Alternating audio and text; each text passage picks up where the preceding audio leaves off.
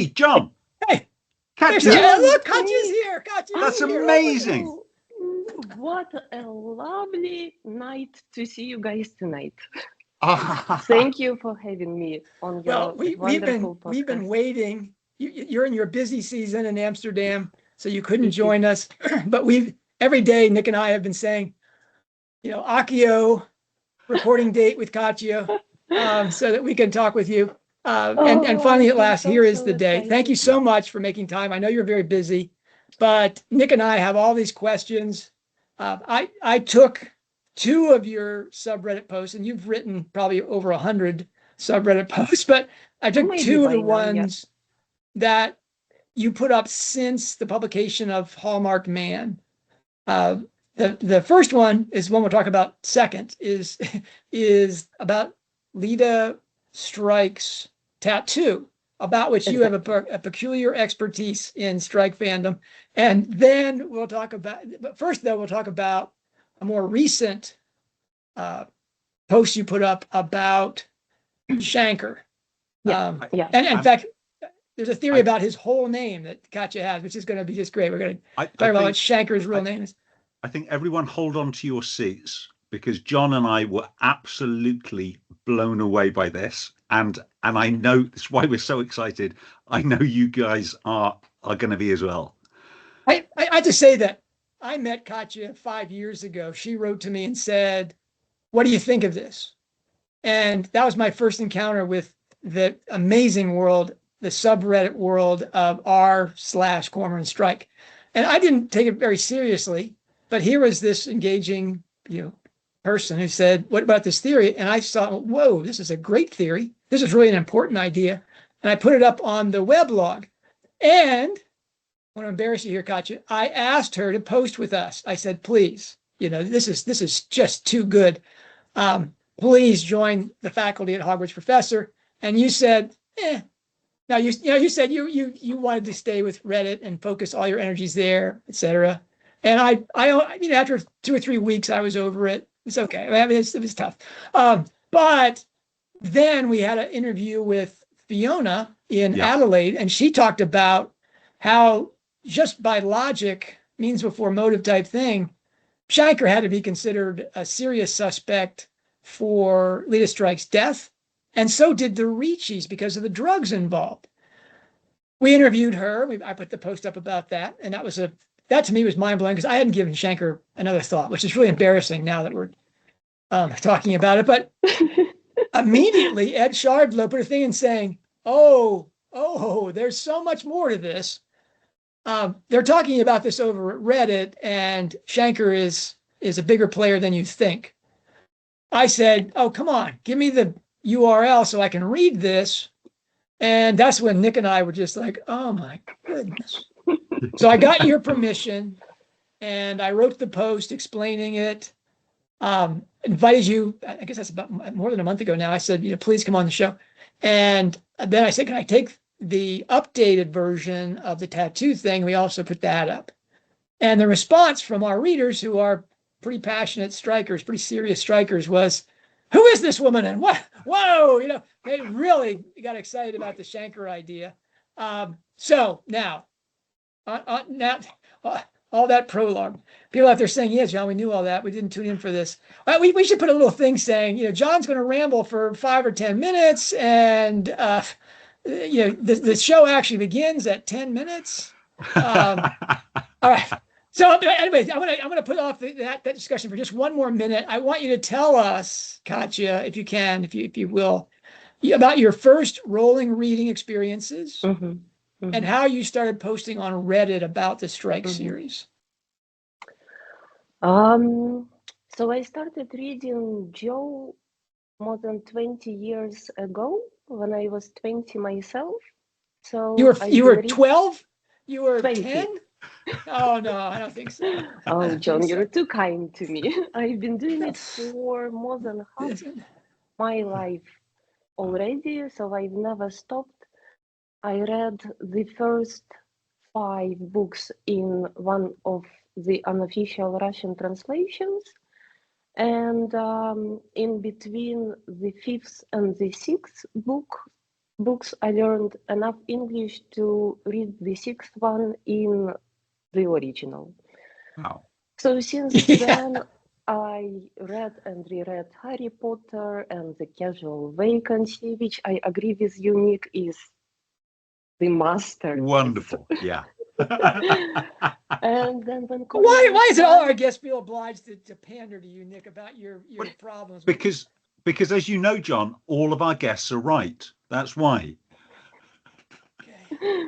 Anyway, I'll forgive you that. Go ahead, Katya. That's all right. And apart from reading Joe, I was also reading John since at least 2016. I think that's when internet brought me one of the articles from Hogwarts Professor from your blog. So I started reading John, and that gave me a certain lens to look at her books. You know, I'm talking about chiastic structure and psychomachia, and of course, alchemy.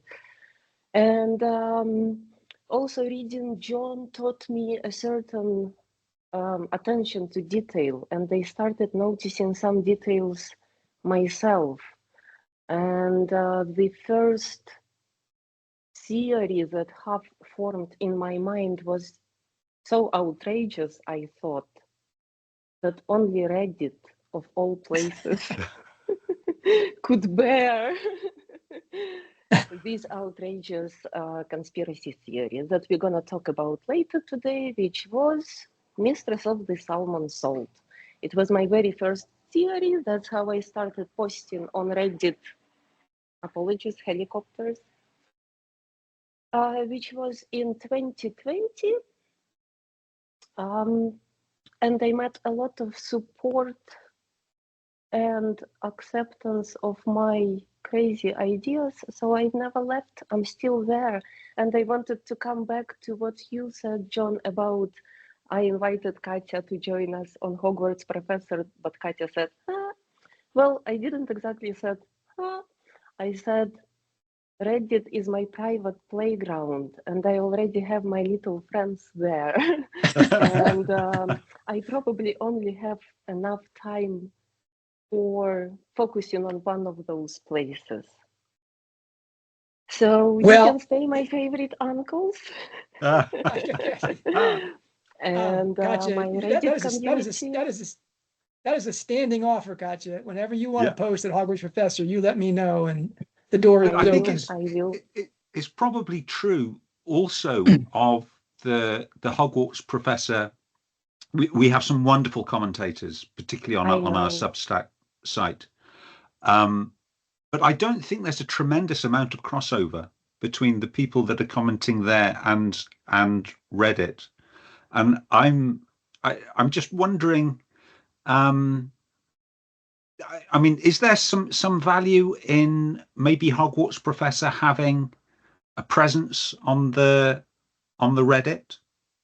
I mean, we were talking. If you ask me, yes, for sure, I would enjoy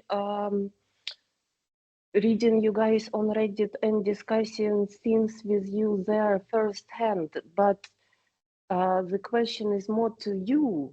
Would you enjoy being on Reddit? It's a diverse community. Opinions are often very direct. You know, you can be upvoted or downvoted. You never know, before you post. Yeah, it could happen to you guys as well.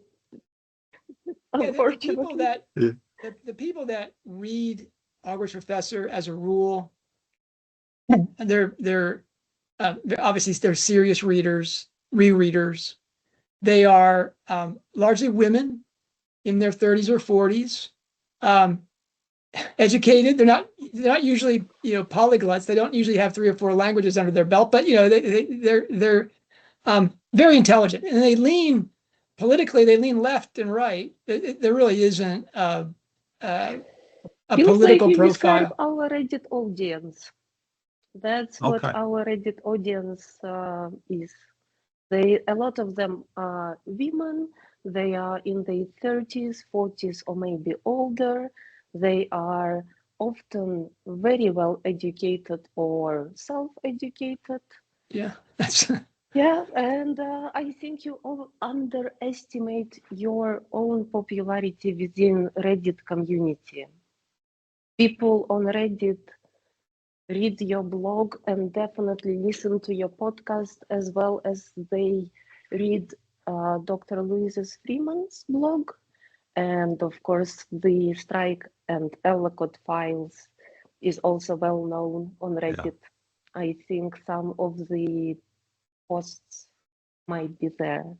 Yeah. Okay. Pulse, I think, is there. It's I mean, the difference that I see is that the Hogwarts Professor audience, which I know because we've been posting here really since 2002, is they like long form. Yeah. If they're here, you know, these things are long and they're relatively formal essays. Yeah. I mean, I talk in a rather breezy style, but it's got a relatively high vocabulary, and it's relatively dense. And they respond in the same way. They respond, you know, in paragraphs, and in Reddit, there seems to be much more of a, you know, here it is, and I'm not going to really spell it all out for you, but here's the idea in outline. Everybody share your ideas. It's like it's a crowdsourcing of a conversation. Yeah. Which is an entirely different world. I mean, I'm an old man. You can see that it's the white beard, but so that's very unusual for me. I'm not used to social media at all. I don't carry my phone with me and that kind of thing. So yeah, if I go there, it'll largely be to post links to stuff I've written here, because the stuff that I write here, I know that they would say, you know, TLDNR, you know, that they it's too long. I'm not going to read this. I get it all the time. Yeah. So, yeah, I mean, I look at your posts and I think, I read your posts and I'm like, wow, there's so much more she could say. 5 minutes of my life. Oh, you know, and I read your post with a cup of coffee and having an evening free, you know. Yeah, it's very different reading and writing experience. And we have consequently a much smaller audience. I mean, it's still, frankly, in the thousands, but it's not in the tens of thousands like it is at Reddit. Anyway, De Gustibus. Nick is our social media guy. He follows all the podcasts, and he has very good relationships with everybody who thinks that I'm a crank, and that's great. You know, I get to be a crank, John. Maybe that's sometimes a little bit. Thank you, Nick. Anyway, and that's all right. That's you know, that's a healthy position in a way. If they don't like you, if some people don't like you, then you're not really saying anything challenging. And my job is to be the challenging guy. Nick is there to rough the edges. It helps on social media as well that John and I come from opposite ends of the political spectrum. So if you hate me, you're like John. If you hate John, you're like me. You know, and people in the middle tend to be okay with both of us. Yeah, but Katya, it helps to have a beautiful woman in the picture. Of course. I'm just saying. You know, anyway, so tell me what you love most about Reddit. What is it that you like the most about being there?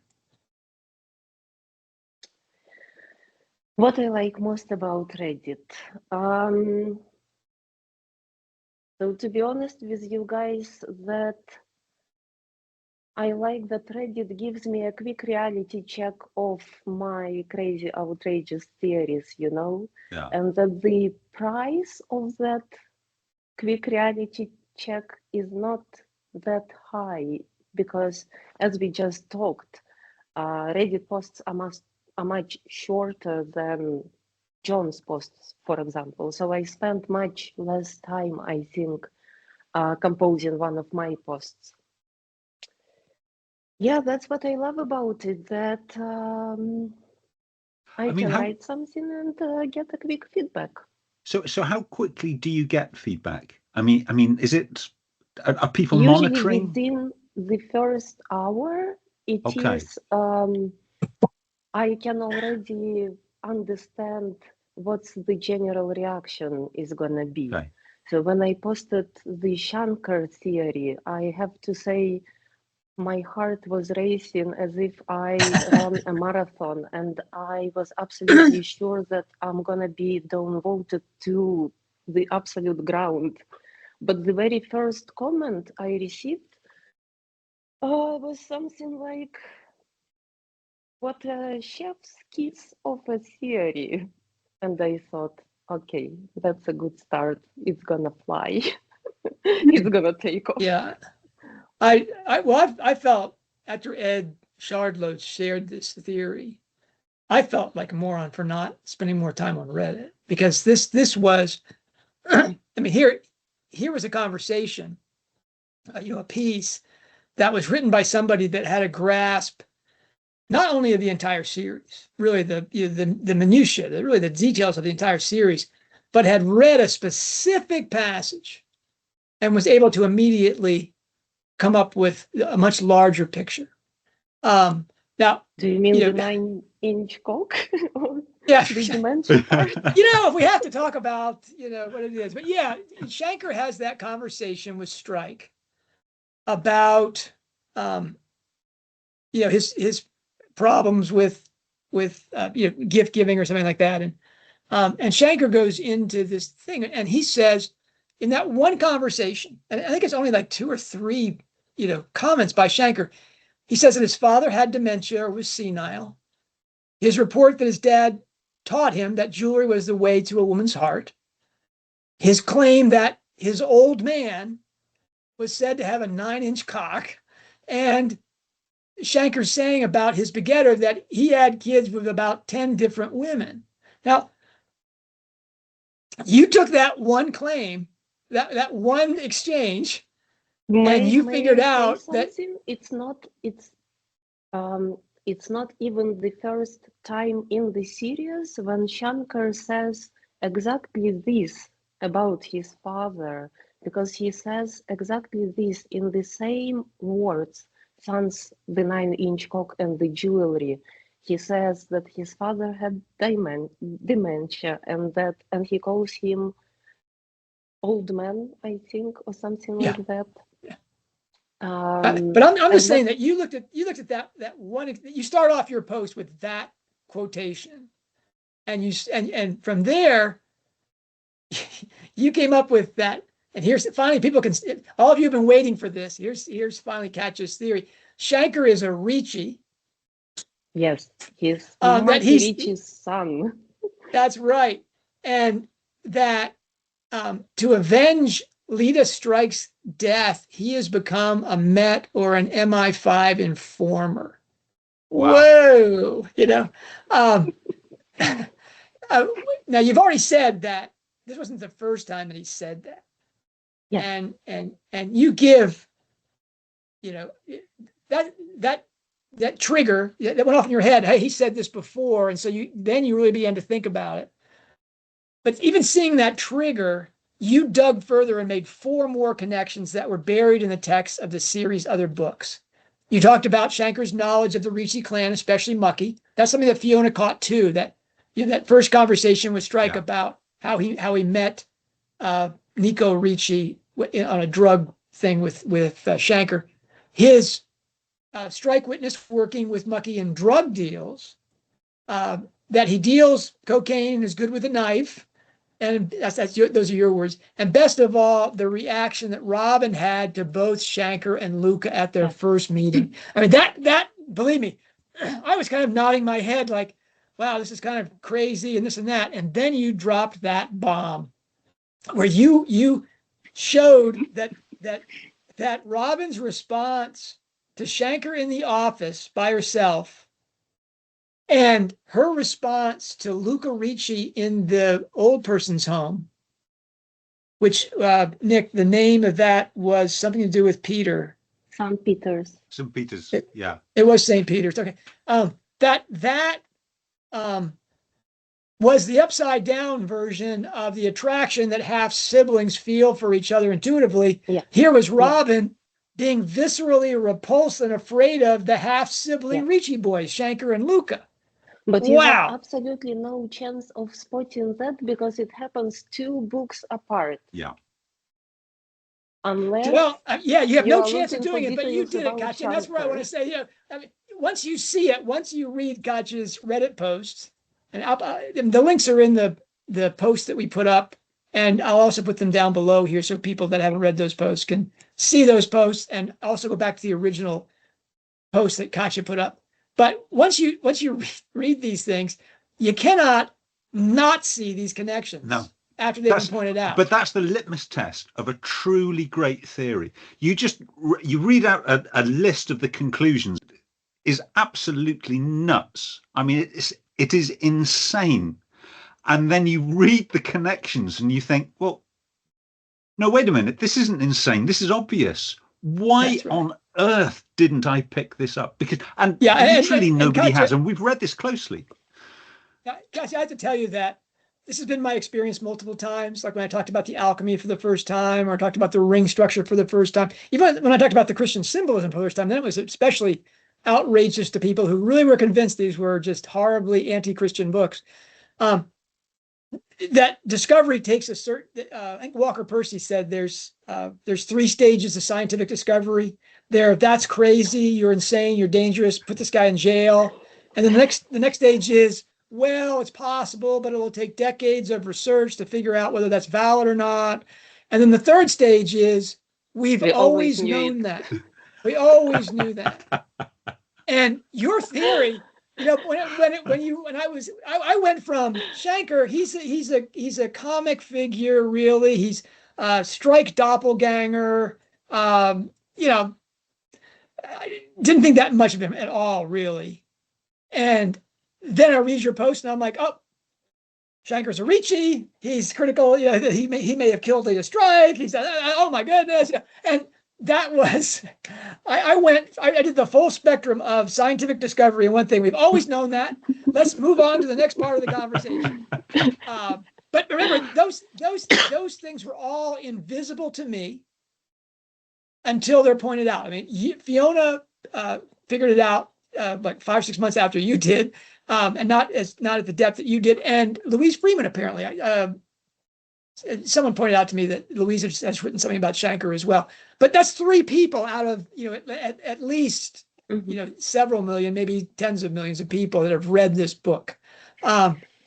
Why? 2 things. Why do you think you saw them when all of us missed them? Again, apologies to Louise Freeman Davis and to Fiona, but why do you think Rowling has taken such care as well to make them invisible in plain sight? I think like Louise and like Fiona, I went back and reread every Shanker's scene there is there. And that allowed me to spot these connections because there are not so many Shanker scenes. So when you read them close together, they start making sense, especially because I already read them looking for contradictions of the theory that I already had, that Maki is Shanker's father. That's why I spotted them, only this reason. But what had me beating my head against the desk was, you're right, we don't see Shanker all that much, but every scene is memorable because he's such an engaging character that draws you in. So I remember all those things. I didn't have to go back. Do and you reread remember the books how when Shanker? Do you, Nick, remember how in The Running Grave, Shanker accidentally predicted who the murderer is? No? No. I'm gonna tell you. Oh, wow. So there is a scene in which Shanker and Strike talk about something, about the case, and Shanker says, "Are you sure that it's not some bent pig?" And of course, by bent pig, he means a policeman, but a bent pig also is someone with a pig fetish. which the running grave murderer kinda is. And this scene happens, I think, maybe 20 pages before Robin finds the Polaroids. So we have absolutely no way to recognize it as a hint, but it is a hint.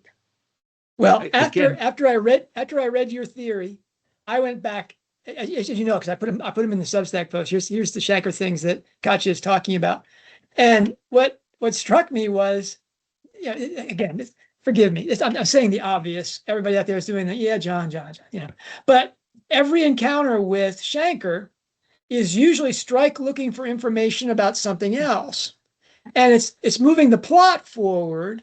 And you're interested in the information. You may enjoy his dynamic with Strike, how they're kind of opposites and they grew up together, sort of. But really, you're concerned about what information Strike is going to get from him and maybe just their friendship. But in between those things, Rowling Galbraith drops these details. Yeah. And as readers, we just, okay, whatever, So your old man was senile. I mean, even though Strike says, I didn't know that, to put a marker on it, like, hey, check out that's important information. I didn't make it. I was like, so Striker has an old man that was stupid. Okay, that makes sense. I don't really, think of Shanker as a high IQ individual. So I was just like, okay, not that dementia is a sign of low IQ, but I was just like, yeah. Anyway. Yeah, to be honest, we don't know anything about Shanker's IQ. No. It could be low, it could be high, it could be anything. Well, his street savvy. I mean, Strike talks about him, any conspiracy theory. Shanker is totally on board with that. Nick will say, well, that's where John lives. John lives.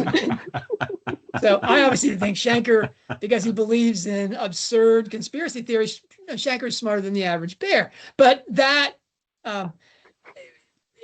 Strike says that dismissively, that he doesn't have discerning intelligence, that he's a total prisoner to his criminal worldview. But, and he does have an encyclopedic knowledge of the London underworld. Strike says that repeatedly. Yeah. That Shanker in his world, he's Merlin. He knows everybody, and that's what makes him so.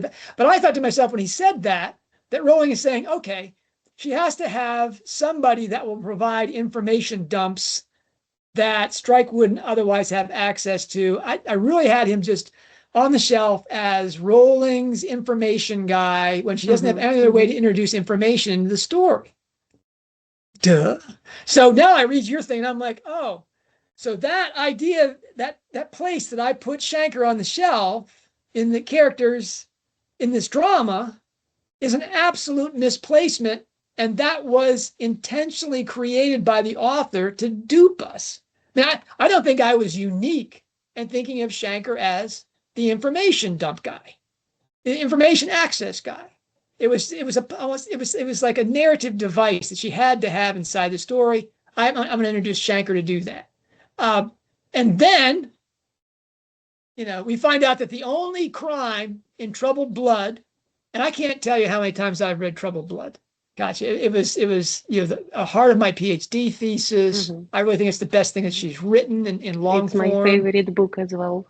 Yeah, and as you point out, and I found out that there's a post I wrote, the unanswered questions of Troubled Blood back in the day, and sure enough, I'd totally forgotten what I'd written, and what you pointed out fresh is there's only one crime in Troubled Blood that isn't avenged. Or resolved. We know who did it. But nothing happens to that person. The murder of Kara Wolfson. Yeah. But I also wanted to say something about the murder of Kara Wolfson. You said, John, we know who did it. Do we? Do we know who did it? Well, we know that Nico Ricci was behind the camera. His hand comes in front of the camera. His and we ring, see his the- ring was there. Yeah. That We his know lion that head the ring. person wearing the lion ring is in the camera, but we don't know if it was Nico or not. Okay, so there's a point. I always thought you were going to go with, we don't know who those men are that are Oh, stabbing her well. to death. I hope they will be punished, but I think the more satisfying line would be if the organizer is punished, because we cannot be sure that these men are still alive, even, you know. I hope they're not. Yeah. I'm looking for the guys with the knives. I think that that's Luca, and the only people that Nico could trust, if he's actually the guy behind the camera, is his own sons to take care of this informer problem. Anyways, I also thought it's a very convenient method to make his son accomplices in something really bad, you know, akin to what happened in the running grave with all the letters. Okay. So anyway, I read your theory and it included this crime and troubled blood. And I was like, oh, this is so beautiful, because that's the turn. I mean, in a 10-book series, the turn is the end of 5, the beginning of 6. And I mean, I shouldn't say that, because I really do think it's a 7-book ring with a 3-book trilogy tagged onto it. But there are elements already we've seen of a large 10-book structure, especially Hallmarked Man, paralleling Career of Evil as much as it does. So yeah, there's some of that. Really, you can get lost in all the parallels. And I know that Louise Freeman Davis is working overtime all the time on coming up with a conceptual picture of it, but I don't think we're really going to have one of those until the end. It'll be whoever comes up with the structure at the end, it'll be based on the research that Louise Freeman Davis has done. Yeah. I mean, you lay all this out, and I think discerning readers are going to say, okay, we have to take it as a credible theory that Shanker's proper last name, at least in terms of his biological father, is Ricci. So that's a killer. But then you say, and Hogwarts Professor readers probably aren't going to get this from your post. I highlighted it in my summary of all the things you've written about it, because on Reddit, you've got to read all the comments, because after Katya posts, she then responds down way down below. You got to go all the way down, because some of Katya's best stuff is at the bottom of the thread. But you know, at the bottom of the thread. That's the brilliant thing about Reddit. I would never even thought about this unless someone would ask, and someone asked. So I had a chance and opportunity to think about it a little bit. Well, that's what I wanted to ask you is somebody, asked you, what else about Shanker is really weird? And you said, hey, what's really weird about Shanker is every time someone talks about the police, Shanker talks about being a fink, being a police informant, and that and this is one thing that I really love, is you said Shanker's about to go to jail in Hallmarked Man, and he's not concerned about that at all. Yeah. But boy, is he concerned about somebody being a fink. Yeah. And that police informant thing, you then said, I think that Shanker is avenging Leda Strike's death, that the Riccis are involved already a police informant. Yeah. And then even more, that you made it MI5, because MI5 has been involved with Clerkenwell crime syndicate takedowns. Now, you wrote that and, of course, provided no evidence for it. And so I was like, she wouldn't have said that unless there was some evidence for it. And so I spent a good half hour, Katya, saying, MI5, Clerkenwell, crime syndicate, going through all, just forgive me, Nick, but the UK tabloid stuff, I'm just like, oh, I can't believe it. But anyway, I found it. Sure enough, there it was. The Clerkenwell, they've been intensely involved in that MI5 has gotten involved in internal UK organized crime. And I thought, oh, wow, that's beautiful. Because now we got Ralph Lawrence. That explains why Ralph Lawrence was in Hallmarked Man. That whole incredibly involved introduction of Ralph Lawrence. Like, really, we're going to throw him away now for that? No. He's going to be Shanker's handler. This is going to be a thing. Or maybe Angela Darvish. Yeah. Because but we without her, but Lawrence, she's a good character. Yeah, and without Lawrence, we wouldn't get the progression back to Angela Darvish, because she brought up several times in Hallmarked Man in that conversation. I think Lawrence says something like, Darvish says that you had a wicked sense of humor and this and that. And Strike says, no, she didn't. And he was like, oh, that's a great Strike moment. Like, no, she didn't say that. So tell me some more about that. I mean, what you're here. It's my show, so I can spill everybody's beans before they get a chance to talk, right? Anyway, why and what was the response on Reddit to that? I read your thing and just excitedly typed it up over here. But what was the response there? Were they like, oh, Katya, you're something like that. But also, other people found it moderately believable. I have to confess, I don't have any foolproof evidence. This is from the area of wild speculation. I thought, okay, Shanker really hates MEP, the Metropolitan Police. So probably he's not working for that organization. And the other thing, that he was arrested and he might be facing charges. And if he was working for the Met, they would probably not put him through all the, court procedures and stuff. So I thought the Met really want him. The Met really want him as a source. And because they want him as a source, so they don't have him yet. No. So I thought maybe another organization. What kind of organization? Well, MI5 was out there and they thought, right, let's go and check on their own website if they actually do something like that, if they recruit agents among, regular people. And you know what they do? They do, and there is a long page dedicated to that on their own website. Apparently the agents are not highly trained professionals like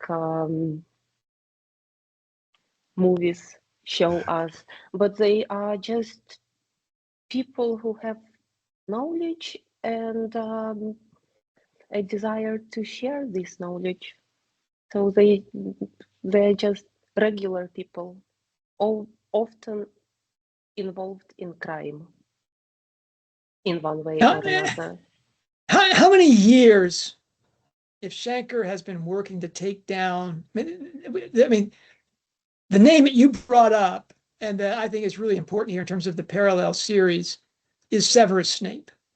That Snape embedded himself into the Dark Lord's camp. Obviously, an incredible Oculus. What is Nick? Help me out here. The Gillimens and the protective Occlumens. Yeah, the occlusion of the mind. He's an accomplished Occlumens. That allows him to, work with the Dark Lord and serve Dumbledore. He can be a Dumbledore. And he was that way for pretty much Harry's lifetime. So we're talking about, at least 15 years. He's in the bad guy's camp. Yeah. And then he actually serves the Dark Lord when he returns in Goblet of Fire. Now that, so he's really only serving dangerously for 3 years. Goblet of Fire to Deathly Hallows. But that's, if you have Shanker, working to take down the Ricci's, he's been doing that since Strike was, what, since 19, 20 years old? Yeah. Yeah. So now, I mean, the story at this point is at what, 2016? Yeah. So we're talking, I mean, he's 22 22 years. Yeah. So, and who knows, maybe he just like Snape, maybe he's just very recently come on board to do this, but you have the feeling that no, he's been playing a long game. I think it that makes sense. It makes more narrative sense if he's been doing it all along, ever since Leda's death, always. Yeah. And you've got to say, as a cover, you know, his outward appearance, his activities, his mannerisms, the way he talks to Strike does not come across as an informant for the security service. You know, it's why not? Well, it's so yeah, you're right. It's a great cover. Yeah, I mean, even his to all intents and purposes, brother has to warn Robin not to leave Shanker alone in the office because he'll rob the place. Right. Oh, and I think he also at one point says that he'll take everything off a dead body. I think he says that if I died, he'd take my wallet. Yeah. I mean, it's just like so. Anyway, that's I can't wait for that to play out. I mean, I detailed in my post 3 reasons why I love this theory, and one of them is that it confirms, I think, what Nick and I have been saying about Hallmarked Man almost from the day of publication, is that this is different than all other previous Strike novels. We have this absolute tidal wave of new characters going all over the map, quite literally as well as figuratively. They're everywhere, and we're to think, if it's like all other Strike novels, that most of them are going to, like 90% of those people are all going to disappear. And that doesn't make any sense, because there's no way she would roll them all out just as dead ends inside this one book. That we're like the whole Ralph Lawrence thing, he's coming back. And your idea about Shanker, whether it's just as an intro to Darvish, or that we get Ralph Lawrence again, because Lawrence and Strike, Lawrence makes an important appearance in the epilogue, the closing chapters, and that's usually a spot of a segue to the next book. That he and Strike are on terrible terms throughout the first book, which is a great buddy crime. We're setting up for the we're getting set up for the next books where they're going to be working hand in glove, and it's going to be like what is it, 48 hours or 24? What was the name of the buddy film? Whatever. They're going to be working together as hating each other. It's going to be great dialogue between the two of them to do what? To find out, Leda Strike's murderer, who knows? Or maybe just to find Shanker. Shanker goes missing. That's right. Well, people are talking about Robin going missing. If Robin's going missing, and Shanker disappears at the same time, who knows what's happening? Anyway, that to me is exciting stuff. But there's one more thing about the Shanker theory I want to talk about. This is going to go 6 hours, I think, Katya. But anyway, because one of the things that made me really just pound my head on the table, just like, oh my gosh, how did I miss that? Is that how did you miss that, John?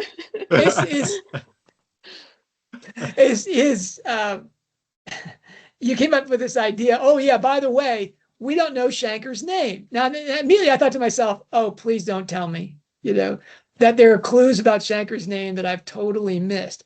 But of course, until you know that Shanker is a Ricci, you don't have any clues to Shanker's name. Yeah. But once you know that he might be the son of Nico Ricci, Nico, it's an Italian name, Nicola, but it's clearly a reference to Saint Nicholas of Myra in Lycia, to the Orthodox, or St. Nicholas of Bari in Italy. And it shows a certain level of traditional faith. He's in St. Peter's. He's in St. Peter's home. He's obviously made contributions to the church, if he's not, a good Catholic. Let's hope that, Catholicism got to the point where they don't embrace Niccolo Ricci as a good Catholic. Anyway, he says he names his sons that we know of Luca and Marco. Yeah, which are 2 of the 4 evangelists. And do you agree if we see 2 that we must see the other 2 sooner or later? Well, your insight, right, but your insight here that I thought was just worth gold was if his name was Matthew, yeah, Robin's Strike would recognize. Yeah. Strike would say, "Oh, wait a minute, I know a Matthew. You know, he's Yeah. kind of dodgy too. You know, but no, Matthew doesn't ring any bells for Strike, which leaves among the evangelists John. You know, so it's Giovanni, Shanker, Ricci. You know, or maybe if his mother named him, maybe he could be a Sean or an Ian, although we already had an Ian, or John. Yeah, or a Yanni. You want to make? I mean, this is. Anyway, that's gold. But you said you've in our private conversations, you said there's another Matthew that I need to know about. I think so. So do you, because we might have found a John, but we also need to find a Matthew, right? Yeah. Otherwise, this puzzle is incomplete. So there must be another character in the series who doesn't have a name yet, or maybe at all, and who could be a candidate for a Matthew. Do you know any such people? You're embarrassing us, Katya. This is terrible. Okay, I'm gonna give you another hint. So you know how the Richies are associated with Carnival Street in London? Yes. Have you checked where the Carnival Street is in London? No. It's not in London. It's a made-up street. It doesn't exist. Joe made it up and named it that for some purpose, right? Yeah. Because she says that she doesn't invent places often. She usually researches and goes for real life places. So she somehow, I don't know why, she named this place Carnival Street, because carnivals are important. How are they important in the series? Have we seen any carnivals? Strike.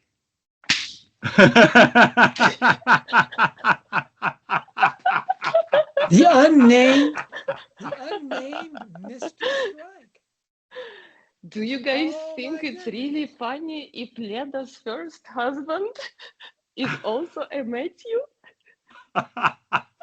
and is a Ricci. And he's a Ricci, because Shanker says he had 10 children with different women. Yeah. And wow. Clearly, if then the first child must, if this is great and I love it, is Mr. Strike. He had to be Nico's first child, conceived when he was 12, and then Shanker had to be his last when he was in his 40s. One. Yeah, but it's not everything I have about the Strike Senior. So, you know how Gloria Conti, who married another Ricci, she's a little bit similar to Leda Strike, isn't she? So she grew up with a grandmother who didn't understand much about the 60s. And presumably Leda's grandmother also didn't understand much about the 70s. And she was a fan of The Godfather. She had this extreme fantasy life, which I think is also true for Leda and her extreme fantasy life. And when Gloria Conti got engaged to Luca, she did it because of the ring, to get it, to sell it and get herself a ticket to freedom. And we know that Leda also married for gain. She married for a dress. And maybe it's not a dress, but maybe it's the dress. Maybe the dress is valuable. Maybe it was, I don't know, Leda is associated with dresses throughout the series. So she models the iconic Ozzy Clark dress, and she's buried in her favorite bell-sleeved dress. And I'm telling you all these guys, but again, it's not my theory, but it's another Reddit user theory. Her name is Ara Julia. I love her. She's a friend of mine, and she's also the author of brilliant theories. So that's yeah, that's it. Maybe Leda's dress is somehow the same as Gloria Conti's ring, you know. Well, that is so great, because then embedded in her best work, which is right at the turn of a 10-book series, Yeah.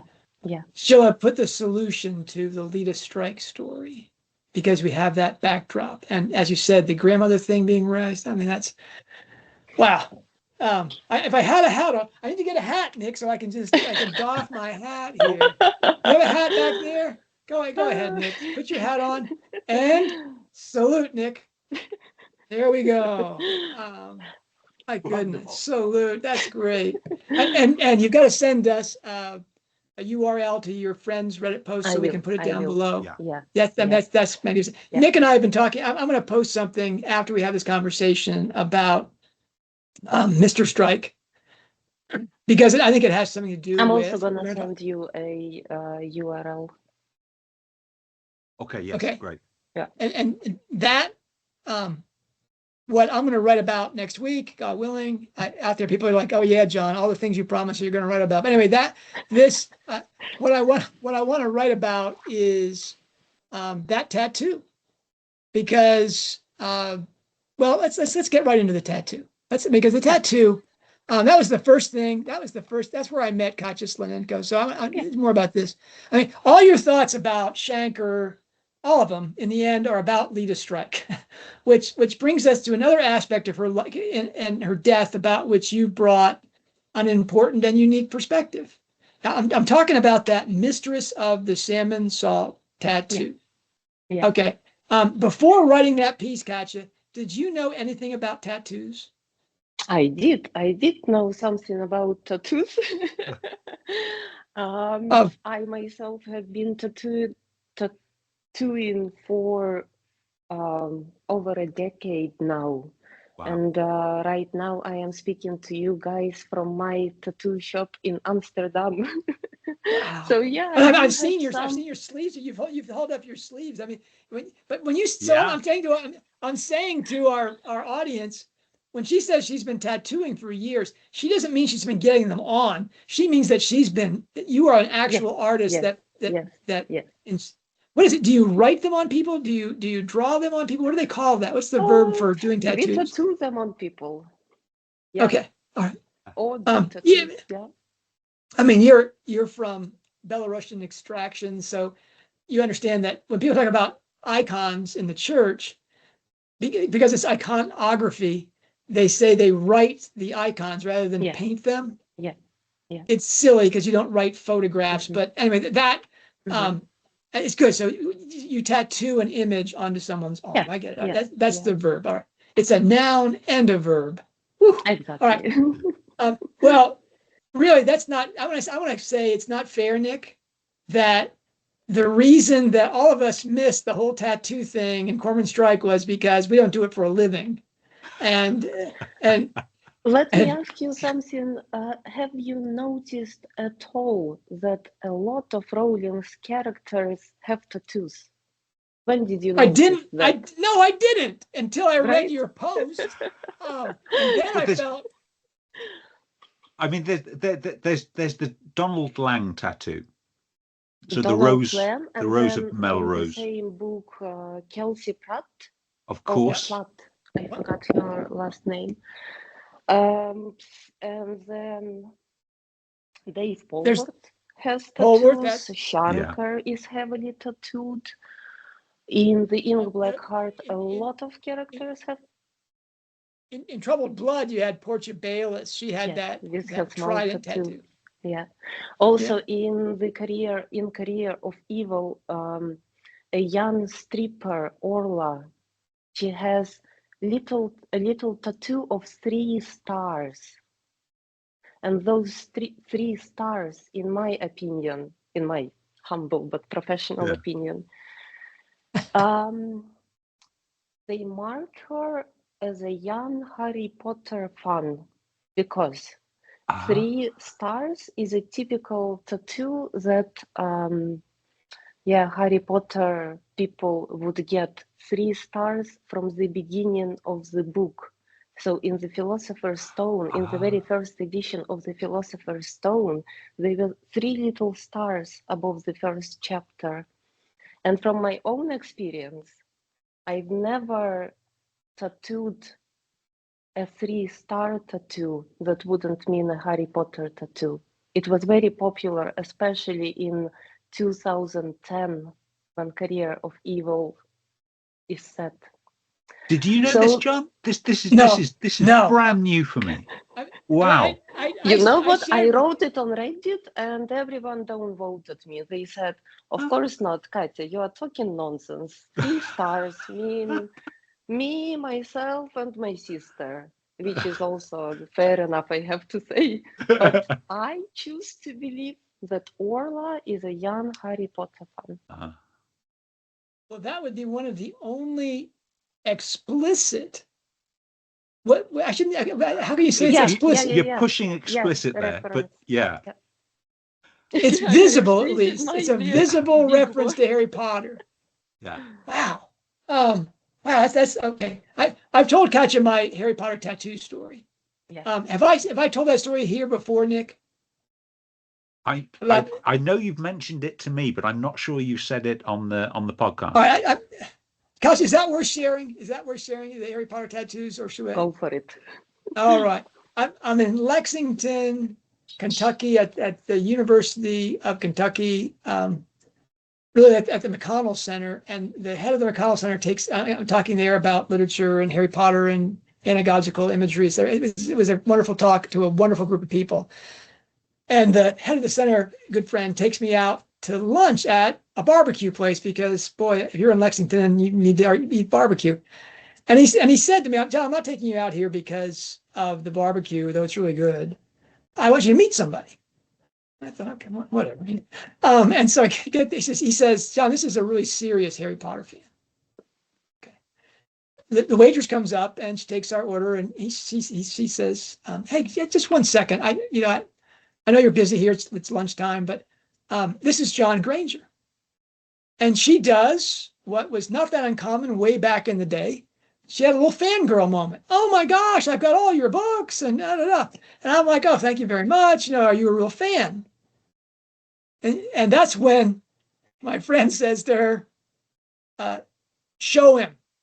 Now, she had a long-sleeved turtleneck on, and which was unusual. It was in the summer, really, or maybe in the spring. It was warm. And you're in a barbecue place. It's hot. And she says, okay. And she takes her sleeves all the way up, almost to her shoulder.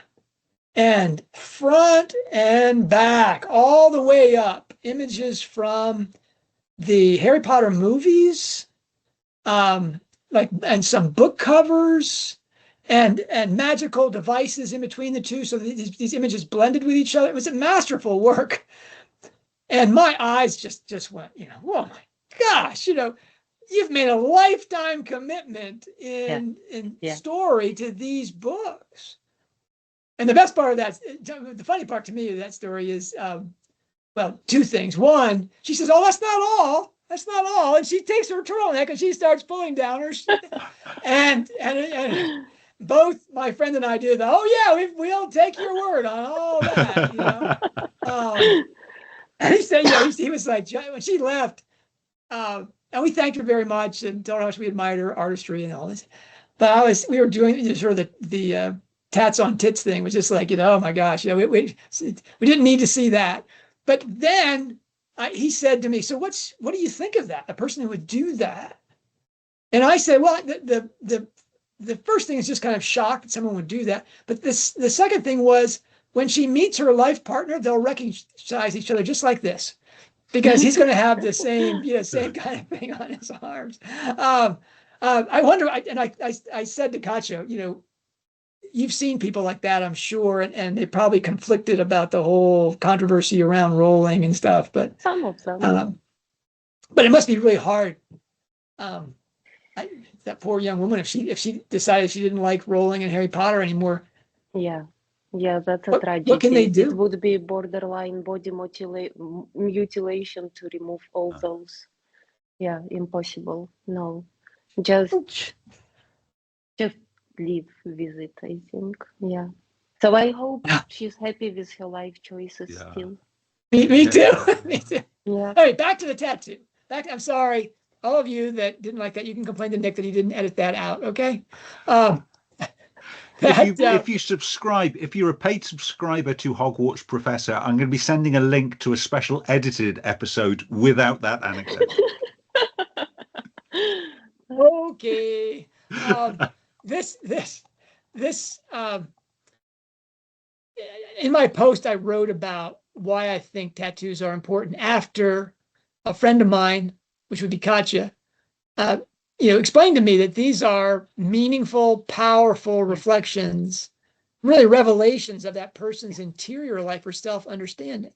What do you think that this tattoo is communicating about Leda?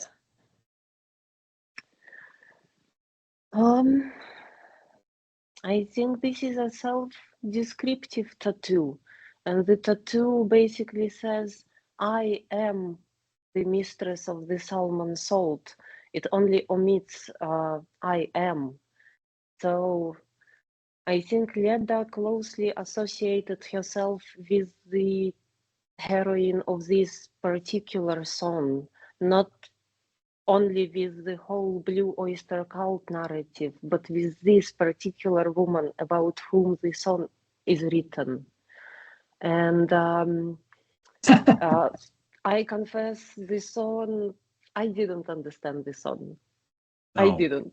because actually what the song is describing I doesn't really gel with the hippie, happy-go-lucky, sees the good in everyone kind of person that Leda comes across as. Right. Yeah, and but what do you think the song implies? Do you think so? From my perspective and from what I read on internet, the song is about a female killer who lures her victims with sex and kills them on the shore. So, do you think this is what the main character does? Yeah, this. Yes, I'm going to write this up. But this is our interview with you, Katya.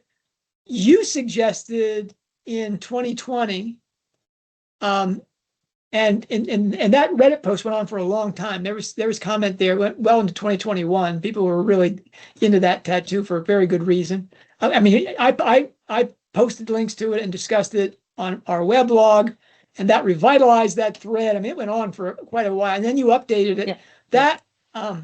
You said at the time that you thought that meant that Leda Strike might be a serial killer. But I think you've changed your mind since then. I changed my mind since then, yes. I think Leda Strike cannot be a serial killer, given everything that we know about her by now. And you know why? Do you guys think that she loved her children? Oh, yes. Yes. What about you, John? Do you think that Leda loved her children? Yes. So, the thing about murderers in Rowling works, they never love anyone. And if you are able to love, you cannot be a killer. Even if you love just one person, like Severus Snape, a horrible person, but loved Lily Potter, so he's redeemed. So I think Leda Strike, if there is one redeeming quality, that's her ability to love. Yeah. So she Okay, cannot be a killer. She cannot No. kill. If you can love, you don't kill. But I guess that's not to say that she doesn't have maybe some internalized guilt about something that happened to her or something that she did that is not murder, but makes her or feel like maybe she could be. thinks that she murders, that she murdered someone. Maybe she didn't. Maybe there was an accident and she blames herself, or maybe someone else is responsible. Which brings us to our next question. Mistress of the Salmon Salt. Okay, it's an interesting thing, and you put it on your own body. Therefore, it's a statement about, as you said, it might as well say, I am the mistress of the salmon salt. You're exteriorizing this idea of yourself you have internally. Why would you put it immediately above your pudenda? Because it's sexual.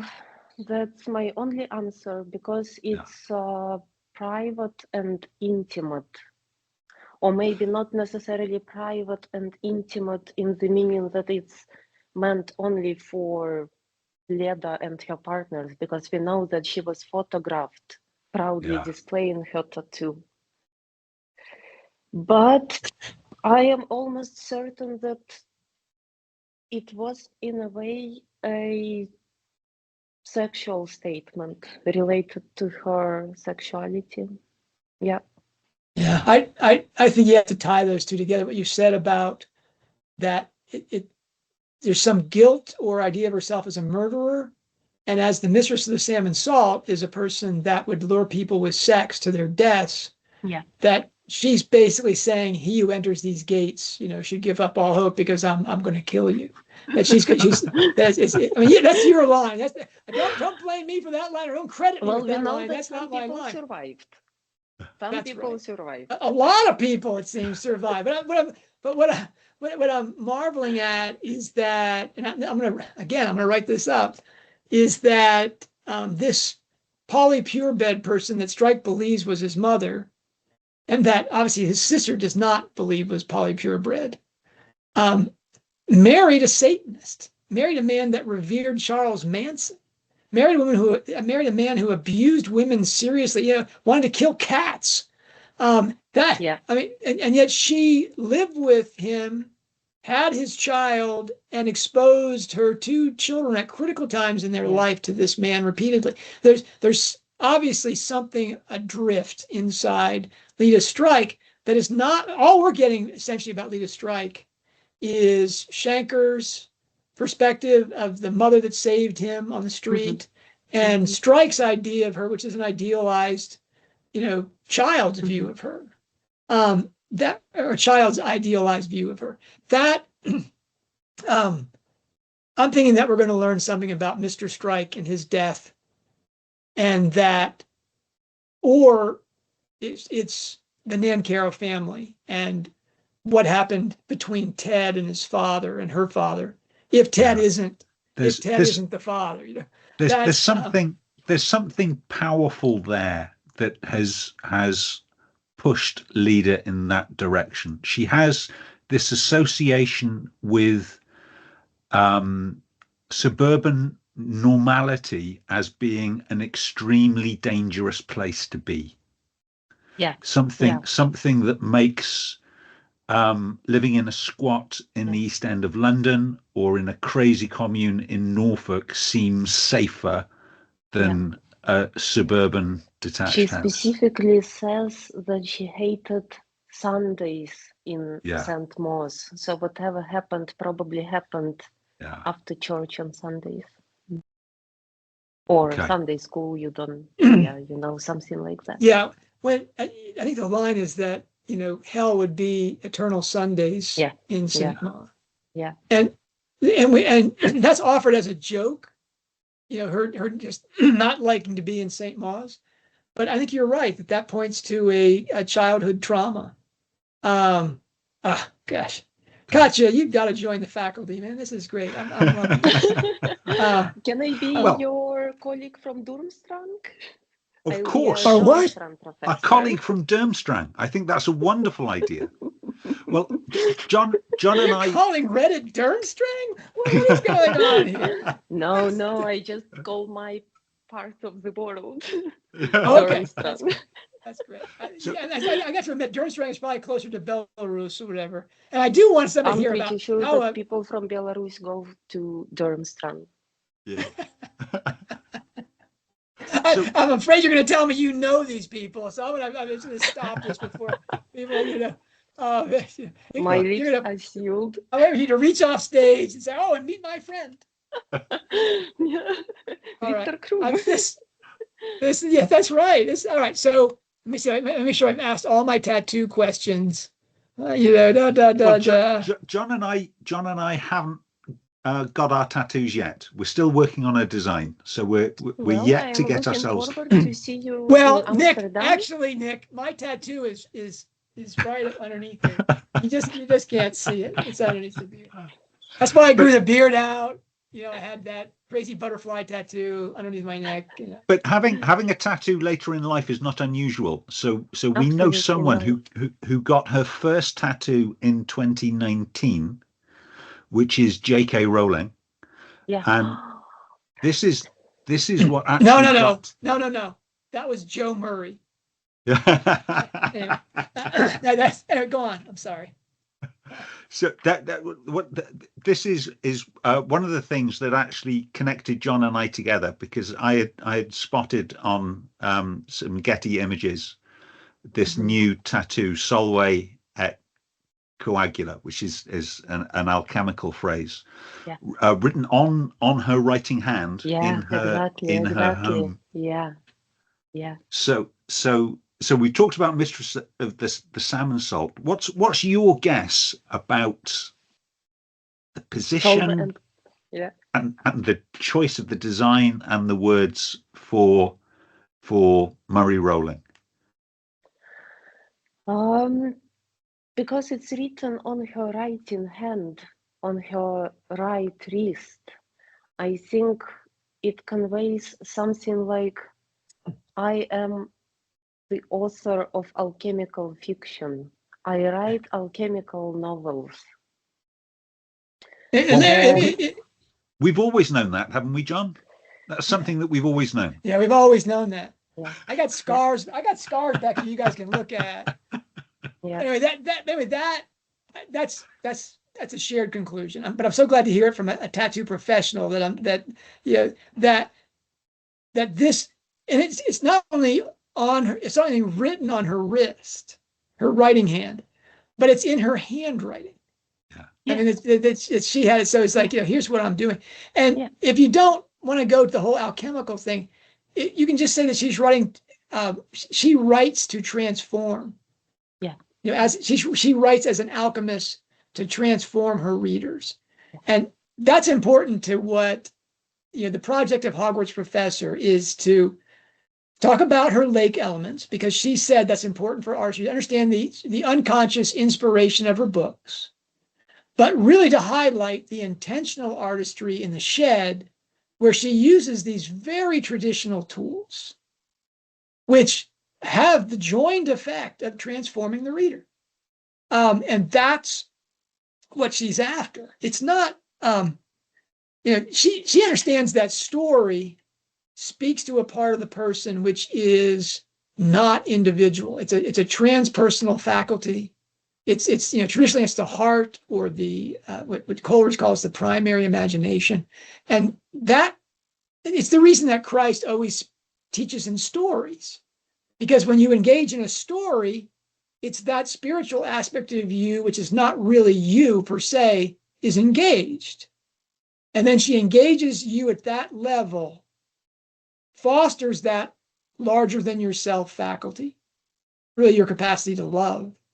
And that larger capacity, when she touches on it with these traditional tools that have been shown to work, you get the effect of sacred art. You get the idea of remembering in a world of forgetting, of a world which is greater than yourself. It's not like the mysteries of a church, but it is oxygen for a faculty which is starved in a profane world.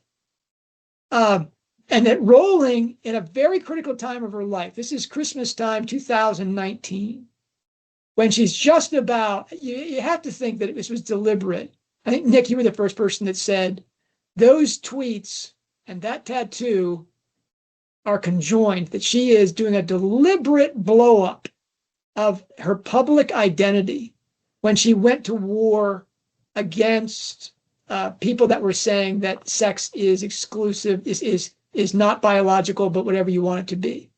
And that she put a public statement out of what I'm about, her own idea of what her identity was, everybody else's idea about her identity, she didn't care about. And because sure enough, she blew it up, right? I mean, that all the Harry Potter fandom sites, everything came crashing down on her, the attempts to cancel her. And I think, Nick, all she had to do was look at her wrist and say, no, this is what I'm about. Yeah. I think the timing was not coincidental. I mean, it may not have been. This was a deliberate Solway act on her part, but I think it could have been something she felt she had to do, and she recognized the dissolution in doing it. And back to Katya's point about the tattoos and their importance as really revelatory documents, that you're reading a book and here's something that's written as a story or just as an image on the person, and that brings that out. That's the whole point of the book, is for you to be penetrating and to think, what is this person about? And Rowling gives you a text on their textual description about who they are and what they're about. And then, one of the most important people in the story, though she's never obviously appeared in person in life, only in memory, is Leda Strike. And she has this most remarkable tattoo in the most private of places. Pudenda in Latin means things about which one must be ashamed. That these are your private parts and you don't display them publicly. Maybe in Amsterdam you do. Amsterdam's kind of a freewheeling city, but anyway, it's a very prudent city. Anyway, but she has that ID there, and we learn that very early in the story, I think. I mean, well, relatively speaking, book 3, and that revelation is meant to be a really important clue. And frankly, until you started writing about it in 2020, Katya, I don't know of anybody that had talked about that at any length. I'm most interested in why Whittaker, on the stand for his life, all of a sudden quotes, I am, she was the quicklime girl, which is a line from the Salmon Salt song, whether he felt that she had committed suicide to trap him, and that he was caught in the quicklime because she'd captured him. That would speak to Whittaker's probable innocence, at least with respect to the act of murdering her. He certainly was, if she did commit suicide, he was the most likely cause of her choosing to commit suicide, that she would protect, what's his name? Switch-Lavey. That's right. That she would protect her son from Whittaker if this happened. Yeah. Okay. It's all possible. It's all possible. But I'm going to write about this. He says, once again, how many times have I promised that, Nick? Anyway, but none of that work. I want you to know, Katya, you mentioned that, you read my work and it helped you get the proper frame of mind in which to read these books closely and to start thinking in terms of the tools that she uses. Yeah. Really, the brilliant work that you've done. I'm delighted if you're saying you're standing on my shoulders. You learned this from me, and then because you've taken it much farther, and you're doing work that I totally missed. And you've surpassed your mentor, if I'm that to you. But all the work that's going to be done now about Shanker and Ricci and Leda and that tattoo, all of that's going to be people resting on your shoulders because you've done all the important work. And as somebody who's usually forgotten in the oh yeah, we've always known that, the alchemy. Yeah. We don't need to talk about the fact that was it was very obvious in Harry Potter. The first book is named Philosopher's Stone. How could you miss it?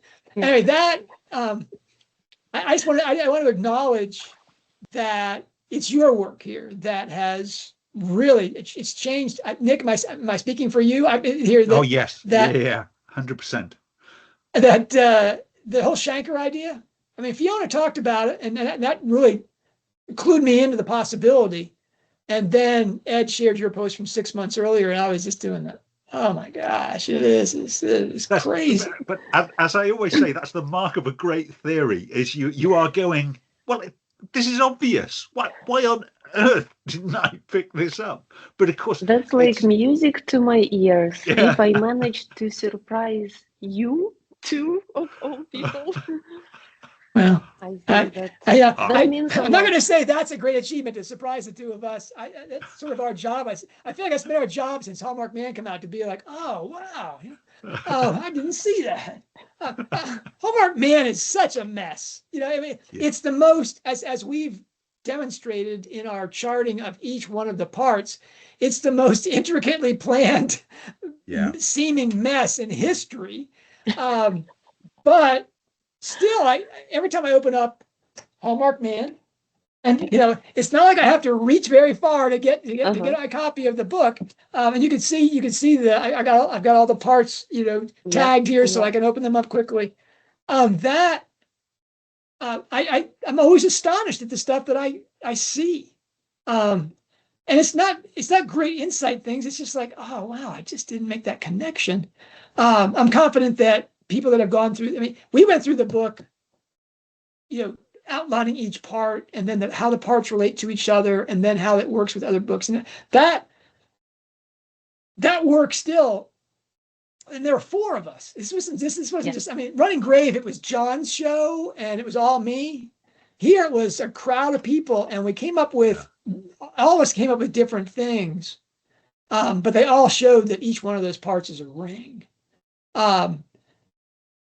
I read it now, and I'm astonished at things like this moment. I wish they were of the depth and of the importance of the work that you've done from that one exchange with Shanker. But they're just little things where I'm like, oh, that name looks just like this name, and she has those 2 names that are so close, so we confuse them because that's what that whole damn book is about, is to confuse me and to leave me feeling confused. I just remembered something when you said that this thing about the names, this name sounds a little bit like that name. Remember what I said about Strike Senior being a possible Richie? So to Strike and to Shank, they both describe the same act of hitting something, possibly with a tool. So I take it these names are also cousins. Yeah, I'm sorry, John, please continue. No. I want to explore that. That one's much more. I mean, I'm glad to just throw out ideas and have you come up with actual insights. My stuff is just John talking about John, and people are probably tired of that. But anyway, the Strike and Shanker idea. Wow, that's a remarkable thing, because Strike, I think in book 1 talks about it's a way of measuring grain. Yes. Yeah. The corn measurement. Yeah. And the murderer in that book says, oh, at least it's not about people walking off their jobs type thing. That it was, a labor strike. Oh, okay. Ha ha. And then never again do we talk about it, other than that people say strick instead of strike. That's very much like Shanker, that there's a mystery inside his name. And you're right, a shank is a jury-rigged knife that it's always associated with prison populations because it's the only place you can't buy a proper knife. But a shanker is a guy that's really good with a blade. And you're right. It's you strike someone on the head or you shaft them with a shank. I mean, that's That's what you do when you were born to a gang, to a criminal that's gang. what I'm thinking is that Strike wasn't his real name, but that like Shanker. We discovered on Reddit that it's actually super easy in the UK to change your given name to whatever other name you can think about. So, for example, you don't even have to name your own child. You don't have to give your second name to your child. No. If you want to name your child Switch, LaVey, Whitaker, whatever, you are free to do so. Yeah. Well, I mean, so any name can be any other name at any moment. But I'm saying that what if Mr. Strike, his name was actually Strike, like Shanker is always and uniformly called Shanker. He has no first or last name that anybody remembers or knows about. That Strike had the same kind of relation with his father and was known by that. Assume that Shanker and Strike were both named that by their father as their nicknames. They took that name, and that was the only name that Leda knew Strike as, was Strike. Oh boy. I feel like I'm on Reddit. I feel like I'm running for the Reddit boards. This is great. Well, I love it. You will get upvotes from me. Thank you. Woo! Thumbs up, John. This is great. All right, Katya. I got two more things. We're going to close this off. We've been talking for a long time, but and I hate closing this off. So the first thing I'm going to do is I'm going to invite you to come back. In less than 2 months. I accept this invitation, and I will come back whenever you guys are ready to speak with me again. You say that. Wonderful. We've been waiting for a month for you to come on. You make it sound like you've been just waiting and dying to get on the show. 2 months. We've been dying to get you on here. Timeline. Let's talk again in 2 months. All right, that's great. So I got that's going to be September. That's September. All right, good. Yeah. That's good. So that's good. So you're not going to go. You're not going to disappear on us. We're going to have you back. And that's to forestall people writing in saying, "Oh, she was great. Why isn't she on the show all the time?" Okay, great. Or maybe we've already covered that. Voted to the ground. No, you're not going to be downvoted. All right. And the next thing is, what are you working on, and how can we get involved in it?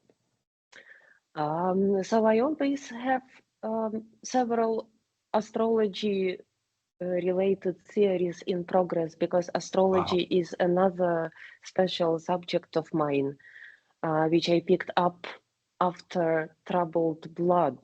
Before Troubled Blood, I was a relatively normal person. But now I am a hobbyist astrologer. I specialize on astrology of Strike series. Okay. And right now I am working on the piece that will assign a planet of modern astrology to each one of the 10 Strike books. So there are 10 planets of modern astrology. Yeah. Let's imagine that one of them represents each book. I think it could make sense. Sort of like Planet Narnia. Exactly like Planet Narnia. Only in Planet Narnia he uses 7 classical planets, and I think it would be logical to use 10 modern because it's a 10-book series. Well, I would love that, especially if the first 7, which I think are a set through Running Grave, are the classical 7, and then she's added the others for these last 3 books. Anyway, my interest in the astrology of the series is certainly literary rather than hortatory or any of those things. And that she's so specific. For example, when Strike talks about his natal horoscope in Troubled Blood, he gives us, we know where he was born, what hospital he was born. We know the day he was born. Scorpio And he gives us ascendant, he enough says. information with his rising sign that we can roughly, put down what his, Yeah, what at least we the can hour of roughly his birth was. calculate a precise chart. Yeah. That's Yeah. right. And we've dabbled with that here about She why also gives us enough information about Robin. She said on Twitter that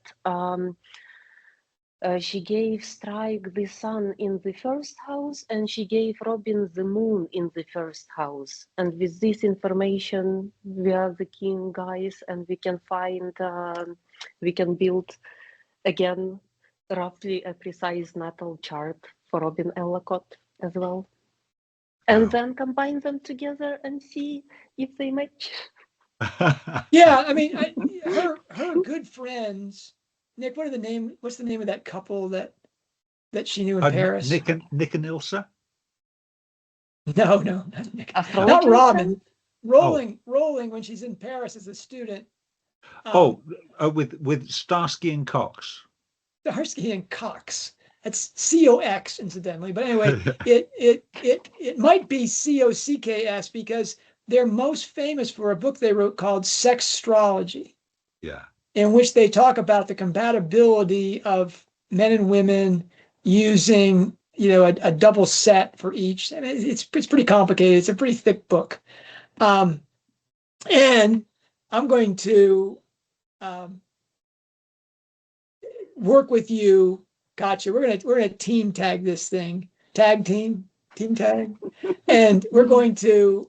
I'm going to send you the stuff I've got, and I want to hear what you're thinking about that. I'm not so much interested in the books as planets. I've seen that attempted multiple times with the 7 Harry Potter books, and really intelligent people competent in astrology have come to absolutely contradictory conclusions about it. So I'm not that. Yeah. Maybe that's why she decided to make it. It's even more for the contradictory with Strike books. I think with the Potter books, it's more straightforward. But Strike books combine. Yeah, she mixes and matches different qualities of different planets. So it's even less I'm more interested in in identifying the characters for which we have at least a birthday. Well, you know what? There are a lot. Even Ryan Murphy's sister has a birth date, and we can also build her chart and see what kind of person she is. I think that we laugh. I laugh. I'm like, oh, Ryan Murphy's sister, But yeah, I already did it. Okay, if Rowling Galbraith has assigned a character a birthday, I think, as you say, we can be confident that she gave that birthday because she's assigned that she's drawn a scope for that. Fascinating. All right. Well, you better if you've put anything on Reddit in the next 2 months and it's about astrology, we're going to talk about it here, and we look forward to catching up with you on that stuff. Until then, again, Nick with the hat tipping. Seriously, you have really advanced our understanding about the Strike novels in terms of reading this exteriorized tattoos as text, and specifically this text, and you've opened up by reading very closely this seemingly information dump character as a pivotal figure inside one of the key mysteries of the story, the death of Leda Strike. So as the Dean of Harry Potter Scholars, I seriously, I'm in awe. It's just a wonderful, wonderful bit of work you've done. Thank you. So admiration and then invitation. We look forward to seeing you in a couple of months, if not sooner. And I'm going to be following Reddit, the subreddit there.